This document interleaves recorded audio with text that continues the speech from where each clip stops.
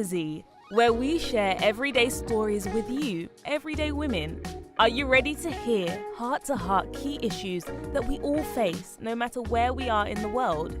So grab your cup of tea and let's welcome your host, author, international speaker, reinvention strategist, and woman that's full of faith in God and mankind, Dr. Zena Arinzi. Hello, hello, hello, hello, hello, hello, hello, hello, everyone. Hello. I think it has its mind of its own, but hello, hello, hello, everyone. Welcome to A Cup of Tea with me, Dr. Z. It's so amazing to see you again. We haven't spoken for a while. And I was supposed to surprise you with my special guest, but she's already up on screen. So she thinks she's in the room. She doesn't know she's live I can see through the whole world. Anyway, my name's Dr. Zena Arinzi, known as the Reinvention Queen. And you are welcome to A Cup of Tea with me, Dr. Z. I can see there's a little bit of a delay here, but it's all really, really good. If you praise, Father Lord. Now, many of you be wondering, what is A Cup of Tea with Dr. Z? We spotlight amazing, everyday, incredible women all over the world doing incredible things. It's always about the spotlight. We spotlight women so that you hear it with you, you hear your story, or you would say, oh, if Dawn can do it, if Dr. Zena can do it, if Susan can do it, if Fola can do it, whoever, so can I. So this, this is a passion project of mine, something where I just want to make sure that people all over the world get to meet different women doing not really something about a pedestal, because some people say, oh, I want to be on the show because I want to show what I do. That is all amazing, but it's more we are giving back, we are empowering, we are lifting other women, showing that if we can do it, so can you. And this is what it's really about. And I am so passionate about this. It's been going on since the 8th of December 2023. It was actually the last thing I did in December 2023, and it's been going quite regularly ever since. Initially every week, now probably maybe every 2 weeks, every on other schedules. But I always get the opportunity to speak to amazing, and that word, I've said it so many times, amazing women, incredible women, phenomenal women, fantastic women. You can tell me, if you're wherever you're listening from, you can put any in the chat, whether you're on YouTube, you're on Facebook, you're on TikTok, wherever it is that you're watching from, you can put the words in, whatever you want to use. Extraordinary, that's another word. I like big words. Extraordinary. So my next guest is all that and so much more. Don't forget, put in the chat, in the comments where you're watching from. We want to know where you're from. That would be really, really great. So my next guest is absolutely phenomenal, absolutely incredible, even if I say so myself. Absolutely. There's so many adjectives I can use. She's smiling, she's blushing, I can use to describe her, but she really is. She's a stickler for details. She likes to give and overgive. She's structured. But what I'm going to do is let me read a little bit about her, just a little bit, so that, you get an idea of who we're talking about and why I've decided to interview her today. We're talking about HR. Many of you in the workplace would know HR. In the olden days, during my mom's time, they used to call it personnel. And I know that places around the world, probably in places like maybe on the African continent, in the Caribbean, they still use words like in India as well, they use personnel rather than HR, but it all means the same thing. So we're talking about how you can flourish in the workplace, but I'm not the HR specialist here. My guest is, and I'm putting her right on the spot for the whole world to see. On LinkedIn, I know you're waving wherever you are. So let me just read a little bit about this amazing woman. Amazing, even if I say so myself. Right, so I have it here. I know for those of you that watch this all the time, you're used to me saying, oh, I don't know where my glasses are and all that. I'm not going to say that now because you might be tired of hearing it. So I normally try to read it on my phone and all that, but no, I'm not going to. I have it all prepared And this time I've got my glasses on, the right glasses, the ones that you all like. And I'm just going to read a little bit about her, just a summary of who she is and what she does and why you need to be listening to her. Right, here goes. If I can bring it up. Here it goes, here it goes, here it goes, here it goes. Now, I can see it, but it's not working. That's what I love about technology. Technology has, and I'm a woman in tech, it has the tendency of doing this, of embarrassing, speaking like a Nigerian, on social media and on the world, but I don't get embarrassed at all. So it will be coming up in a second. Oh, I know why. It's sorted in the wrong way. That's why. Okay, let's do this. Let's do this. They modified. There you are. Fantastic. Right. So the amazing, phenomenal, and I'm not going to tell you her name, although you can see her name already. And open. Let's open it this way. When you have too many tabs open, that's what happens. This is really good. All right, you're right behind me. I get you. Right. So the phenomenal, incredible Dawn H. Jones, and I'm going to ask her what H means in a minute, is a HR specialist, She has extensive experience.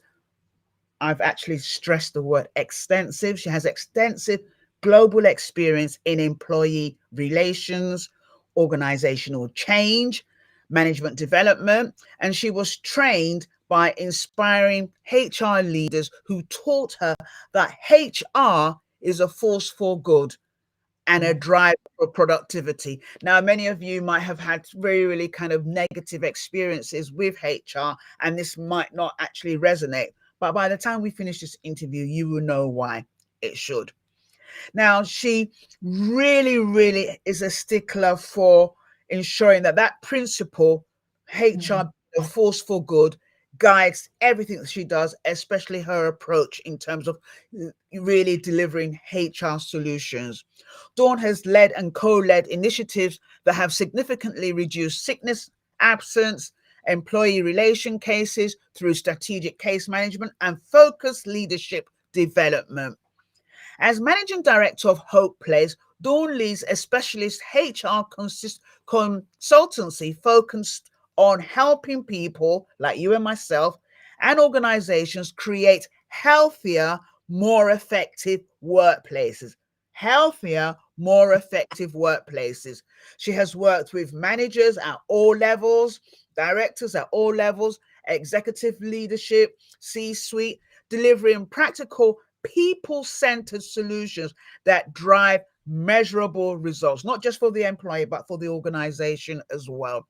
She's also an author and a thought leader of the best-selling book, HR Wise and Thrive, 10 Keys for Succeeding and Flourishing in the Workplace. It's a practical guide to help you navigate the workplace and help you to avoid those HR processes that really can put us in a bad way with practical HR know-how.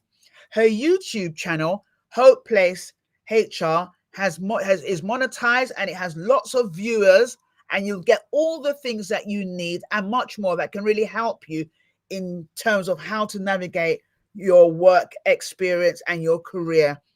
She's also an educator and a facilitator. I don't know why I'm too many L's and S's. I've got a list. She teaches her HR modules on 2 established leadership programs, equipping current and emerging leaders with the knowledge and the skills to manage people effectively and ethically. Yes. She's saying yes. I keep forgetting that she's not in the green room. Normally they're in the green room. And I say, without further ado, I want to introduce you to my amazing. She's just saying yes. So anyway, clap. Without further ado, I'm not going to say I'll take her out the green room because she's been out of the green room. I've outed her from day one. So you are absolutely welcome, Dawn H. Jones. I like to say the H, I know. Absolutely. It's such a joy to have you on the show. And I'm really, really expecting all the wonderful things we're going to be talking about. About how we can help people flourish, building workplaces that heal, not harm. Amen. Amen. Really, amen and amen. Now, the first question, really, really quickly, you know, like I said to you when we were talking in the green room, in no particular order, and we don't script. I don't script, so I just throw them at you so that it comes right from the heart, rather than something that you're reading or be prepared. So the first question would be, really, I want to know a little bit, and I'm sure our viewers would want to know this either live or on the replay. I want to know a little bit about, you describe HR as a force for good. And we already know, you and I know, that so many people, especially people that look like us, but so many people in the workplace have experienced HR for not good. So it's really, so I want to know what has shaped your belief for, and how did your journey in HR begin? Okay. I think I've always grown up with a strong sense of justice and social justice. And combined with the fact that I trained under inspiring HR leaders who taught me that, if everyone has access to HR knowledge, and there was a bit of self-interest in there as well, if everyone has access to HR knowledge in the organisation, then we were less likely to experience formal HR cases, right? So that was the bottom line for us. So they trained not just me, but colleagues to push HR knowledge out to the front line. So we skilled up managers with people skills. Any member of staff really could go onto our HR training courses. Obviously, there were some for managers, but there were also generic ones.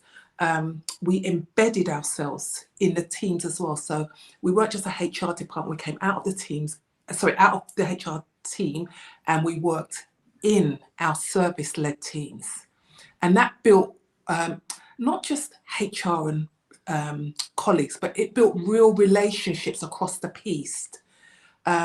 And it's from that. And then I also worked with some brilliant managers who had exactly the same ethos.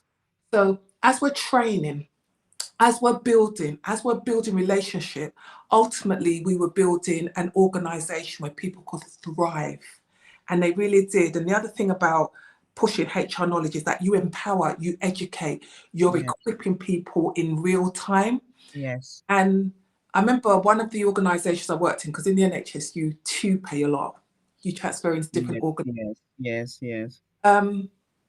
We just had this real sense of we want to develop ourselves and the best services for patient care. And because we had this holistic looking, we want to create a fair, transparent organisation, it translated into metrics.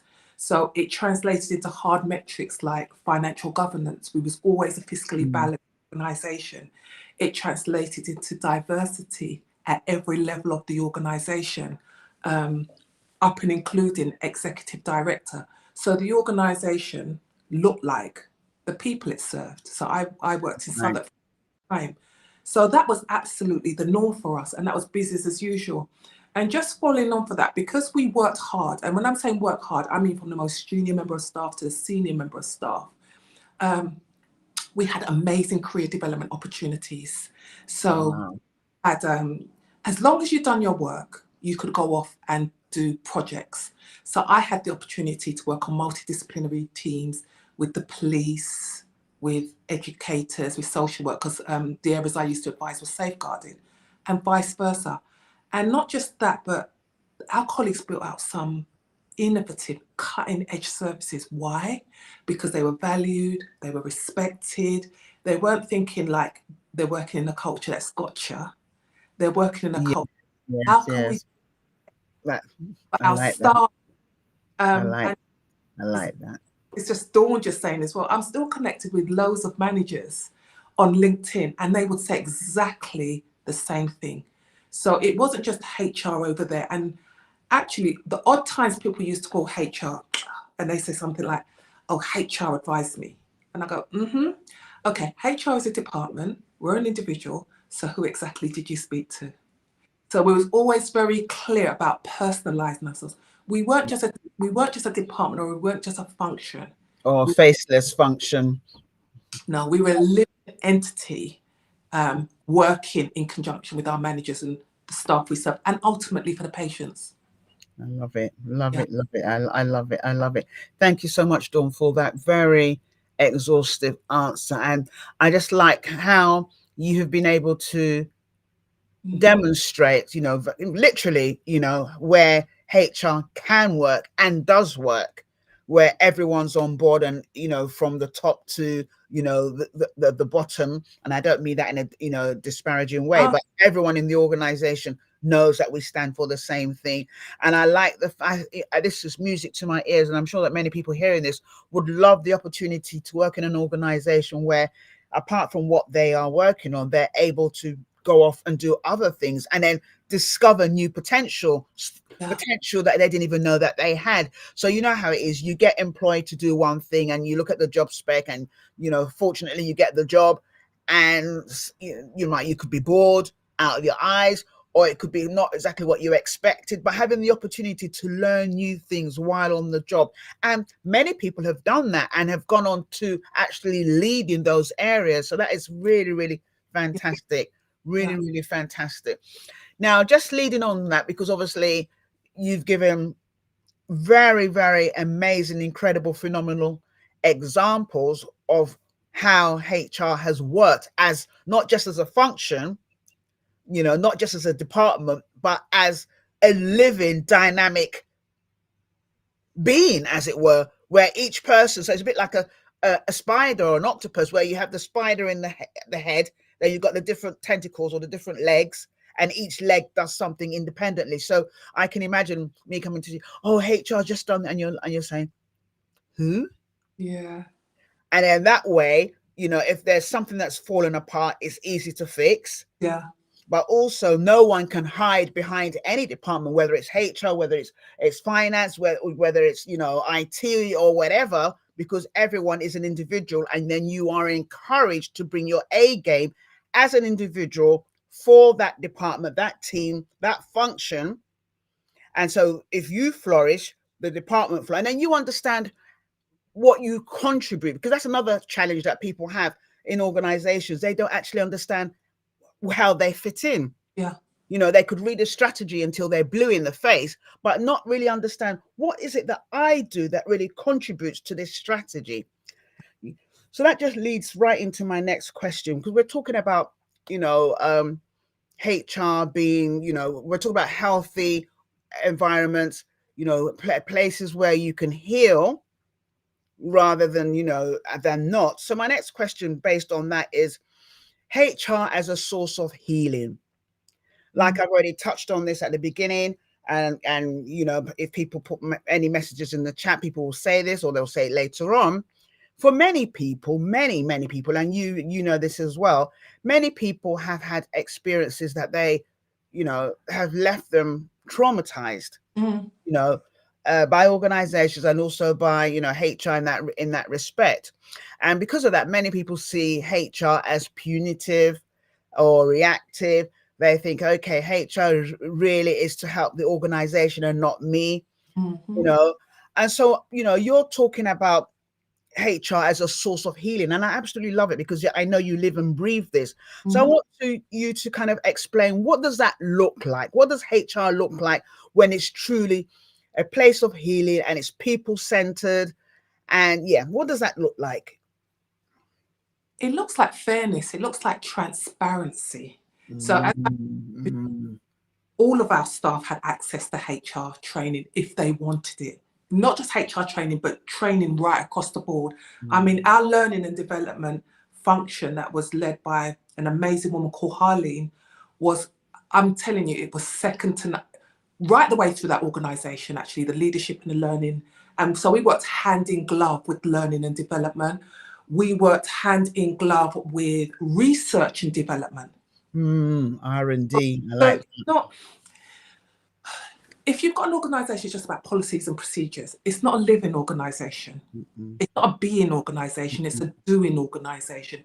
It's an organisation where compliance lives. Yes. Rather than cooperation. Yes. You create that culture where it's fair, it's transparent, and that is your business as usual ethos. Yes.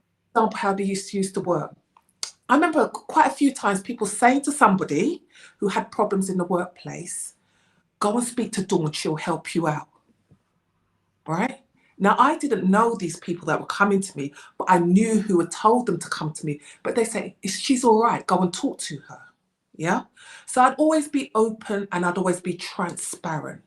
The other thing that kept me personally open and transparent was, I just had leaders that don't bring us any problems. We've trained you well. We've given you the standards. So you should be delivering great HR practice. But even when some managers wanted to kind of like skate by on certain things, my thing was, I'm not going to employment tribunal with you. All right. So if you keep people straight and you keep your boundaries straight, because our leaders always used to say, when you send that email, make sure that it's upright, basically, because that could end up in a. And they drummed it into us day after day after day. We also was trying to have meticulous notes and record keeping, right? So if anyone put in a subject access request, Dawn, I need your emails on this. I never had any reason to be embarrassed because we were always trained to as though they could be disclosed externally. So it's these as usual ethos, as well as integrity and your oh,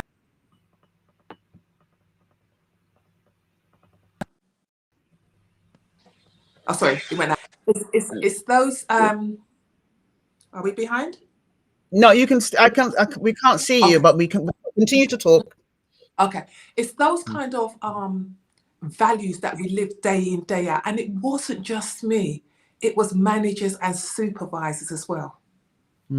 So we didn't just talk about values, we lived the values. I like that. You didn't just talk about values, you lived the values. And that's something I believe that lots of organizations need to imbibe, not just talk about values, but, live them. So everyone knows that you live by the values that you're saying that you do. Yeah, I like that. Are you back on camera? No, okay. Yeah, I'm here. Can you see me? No, not yet. Okay. The other thing that I would just want to say about our managers, we had some of the most outstanding managers, I'm talking about whether it be from a clinical or non-clinical perspective, that they brought their experience to bear, but they also brought their compassion. And if they needed to, they could be very firm with members of staff, also compassionate. And we did have the occasions where we had to dismiss staff. But I watched those leaders. And one of those leaders actually had a lot more patience than me at the time. But I watched how she did, because I'm like thinking, oh, I'm over this. But I watched how she treated this person, even though he, the process he was in was undoubtedly going to be career transforming and not in a good way. But I watched how she spoke to him. I watched how she conducted a process. And that dignity and that respect, even if you ever end up dismissing someone, is so crucial, right? It is, because they can take it on, so it's feedback, but they can take on into another role and not allow those things to trip them up again. Exactly. And also, look, disciplinary processes we just need to remember, even if someone is being disciplined, and even if it's likely that that person's going to be dismissed, it does not give anybody the right to treat that person disrespectfully, and it doesn't give them the right to treat them punitively. Okay? The duty of care, how we treat people, still exists all the way through. And that's one of the things I'm really, really grateful for my upbringing, but also reinforced by my leaders as well that trained under me. Treat people well at all times. Yeah, I absolutely agree. If there's something you can click on to bring your camera on, that would be great. But if not, Let me try. Yeah. But in the meantime, just as you're doing that, I absolutely agree with what you've said. And I think someone in the chat, I think I saw Nikki said absolutely. Yeah. Because what we don't want to do is, because of a negative experience or an unfortunate experience in the workplace, it now mars you for life. Yes. It now mars you to life. And so, you know, you go for another job interview, or maybe you try to set up a business, or you try to do something else and you can't because you have no confidence. Why? Maybe you have confidence issues already, but that's a different, you know, we all have insecurities. So, but it could be a situation where you take on board what was said. So sometimes it could be fair, sometimes it could be unfair. But that one thing that's happened is just an event. It doesn't mean that you can't go on and be better. It's just like, to say, for instance, people that take their GCSEs and stuff like that, and they don't get the results that they, you know, expect. And they think, oh, my life is over.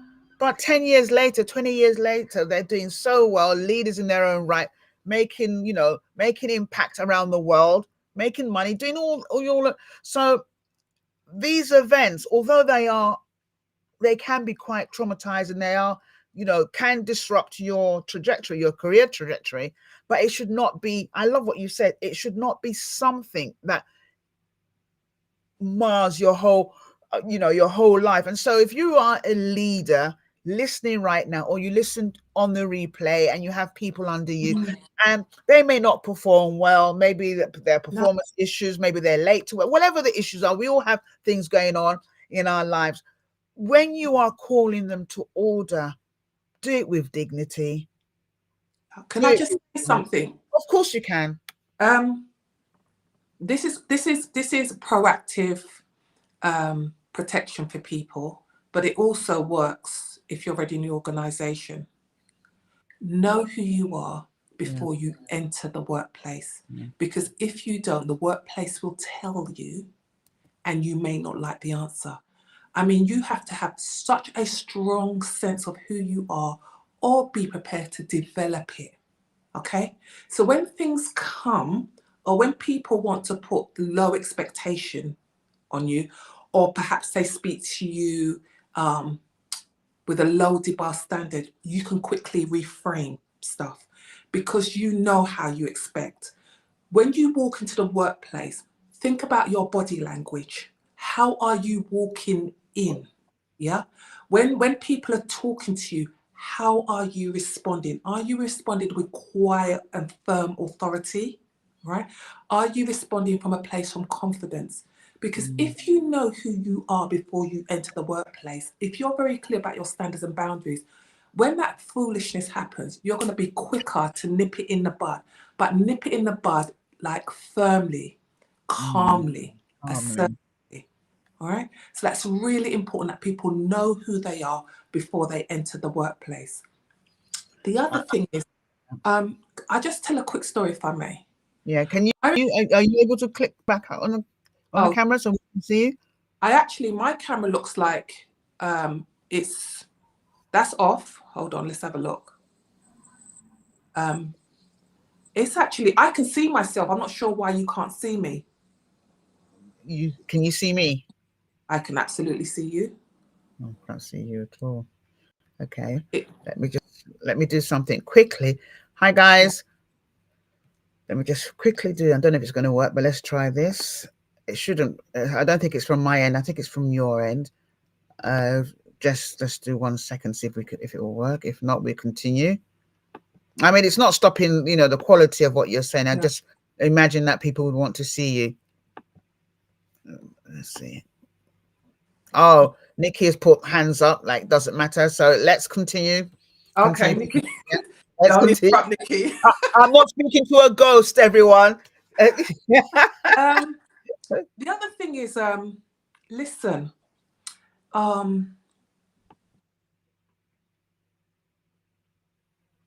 Hello?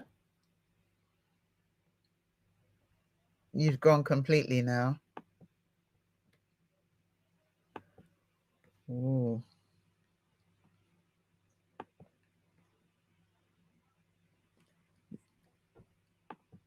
You've gone completely. Okay, so I think she's got some technical issues, but not a problem. We'll continue.